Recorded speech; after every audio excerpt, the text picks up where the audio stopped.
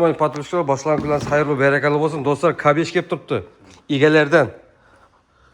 Bu maşinga çotki pullar tığılgan eкен dostlar.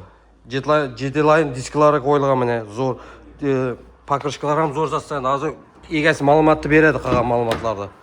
Міне ішіңгі салулары зор. Алкантаро деген потолокларым işlenген екен достар. Пробеглары 22 mi? Пробег 22 000 км жүріп тұрыпты. Ұстаңыздар тешке тұрып болса абсолютно родной бұл машинамыз. Koca çuvallar tuttu. Şimdi buğa nular koyulgan. Tak, 4. paketli metalları var tayyor. 4. Arkalarım tüşelgen, polni salonlaminatsiya ishlangan. Aa. Navrotlarına keladigan bo'lsak, salonlarni aytadigan bo'lsak, Alcantara, Star Stop, Magic 907, kojalar, hamma narsa tayyor xullasda.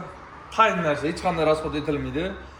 Sirtına keladigan bo'lsak, sirti elde kapot, kril, far, buferlar polni brom bilan qoplangan. Bron koyulgan ekan dostlar. Brom bosilgan.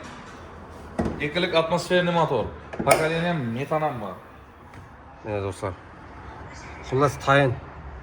Bu qanda neler var? Turar, barter, nular var. Barter, naq, avtokredit gaplashaveramiz, kelaversizlar. Telefonlar 99'dan 317 65 75. 99 317 65 75 raqamga televizor qiziqqanlar. 95 milyon satılır. 295 milyondan kelishiladi. Qatib qolgan baho emas dostlar.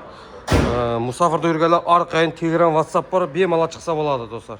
Probeglarimiz 27 milyon halal. Liboy yerga tekshirtiradi. 27 000 halal yurib turgan deydi. Salonni o'zi yozilib, netib pul to'lab olgan qimmatga. Endi pul zarur ekan, joylajak ekan, sotib o'tir ekan jo'ramiz. Shunda, kimda shunday mashinalar bo'ladi bo'lsa, sotib ham beramiz. Bemalol aloqa chiqaringlar xudoingizga. Bank ko'tarilib ketdi bu bola.